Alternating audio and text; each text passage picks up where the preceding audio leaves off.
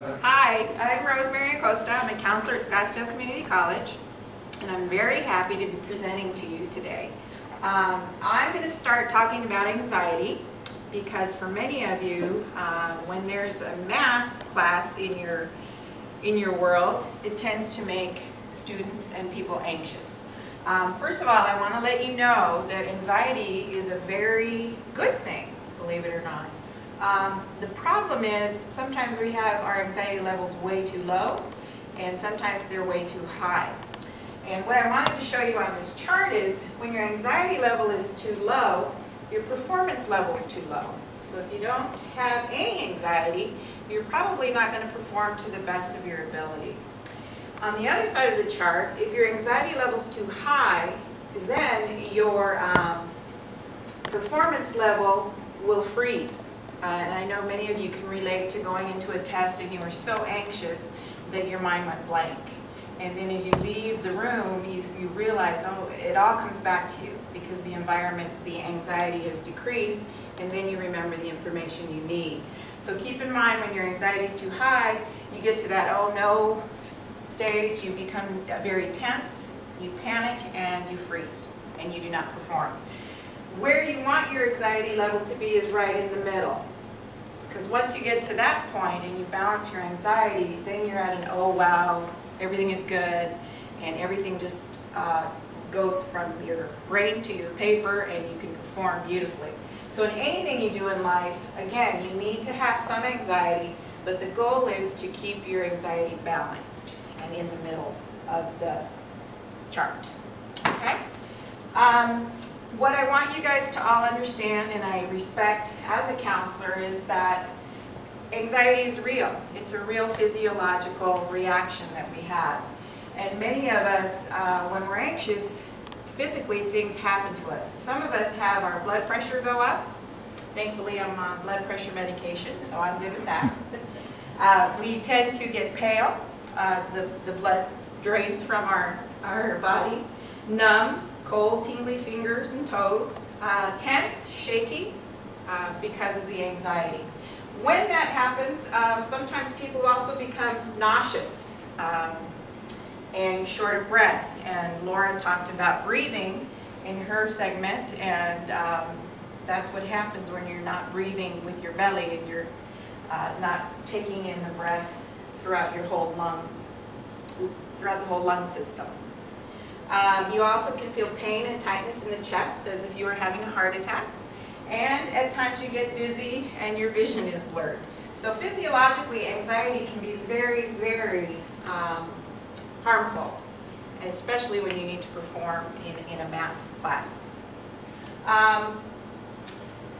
What happens and what hurts students quite a bit is once you have all of these physiological symptoms, you become confused or disorganized, and you forget and you blank, your mind goes blank. And it's not because you don't know the information, it's not because you weren't prepared, it's because you've lost control of your anxiety level and you forget, you just forget. So what happens is your perception is narrowed, your memory is very inhibited, you cannot remember the formulas, the facts that you need to remember, and you become very distracted with what's going around in the classroom. So it does affect your performance in math. So it's key that you learn how to deal with your anxiety. Why do we become anxious? For many of us, it varies. The number one reason is because you don't have the good study skills that you need in order to be successful in math. That's the number one reason. So if a student says, I've failed math because I can't do math, I will press that student a little further and find out they're not studying math the way they should be. They're not working as hard as they should be. They're not managing their time like they should be. And that's the reason for not doing well in math.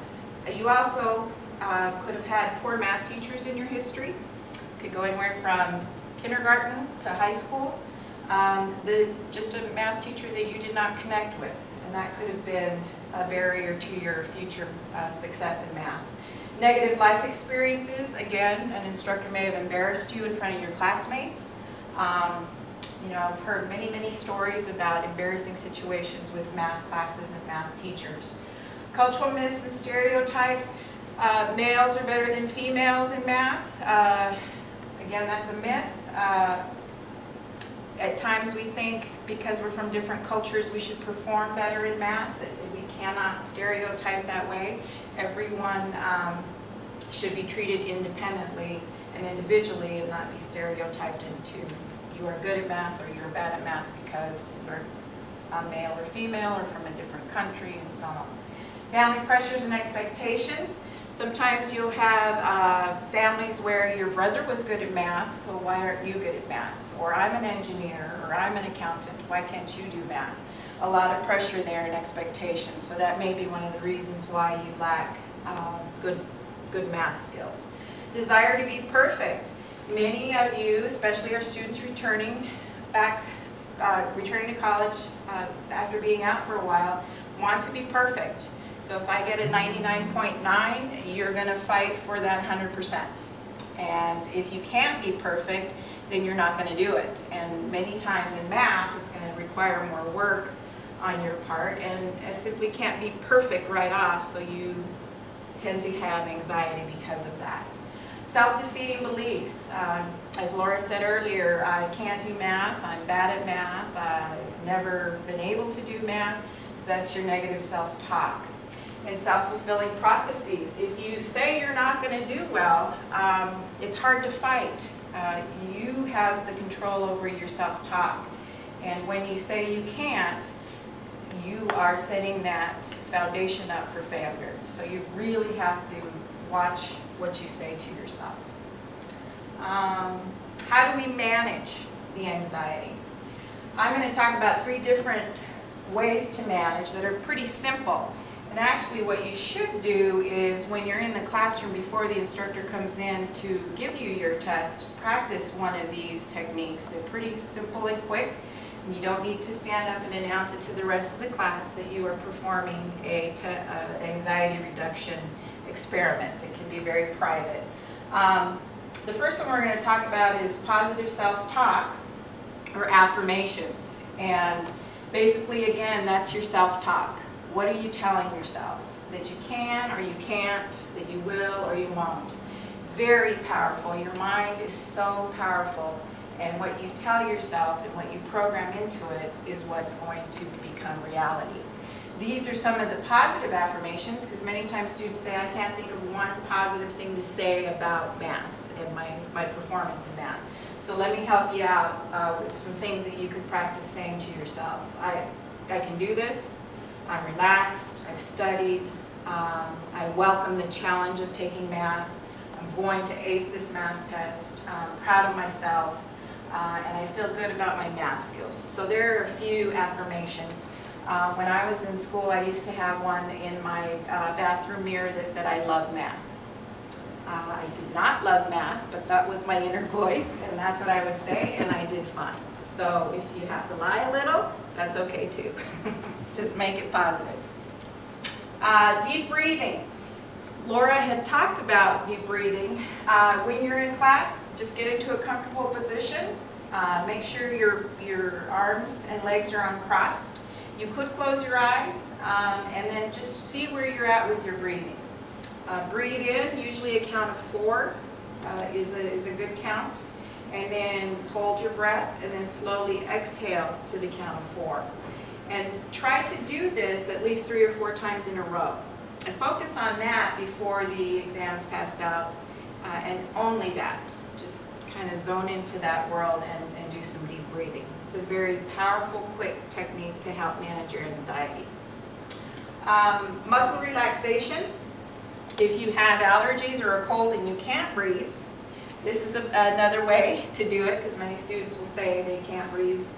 So what you want to do is relax parts of your muscles. Again, comfortable position, and in the classroom I would imagine you're not going to want to lie down, so you would sit in your chair there.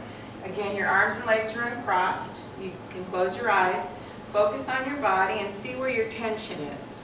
And with muscle relaxation, what you want to do is start with your feet and toes. And what you want to do is tense the muscle and then release the muscle. So you would start with your feet and your toes and tense those. You would move to your calves and tense those and release. Then your thighs and your buttocks, tense and release. Your stomach and your chest, tense those and release. Your arms and your hands, your shoulder and your neck, and then you go to your face.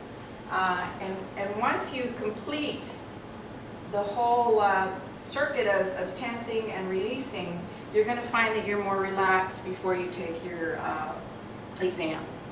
So it's, again, a very powerful tool. You can do it pretty quick and no one needs to know you're doing it.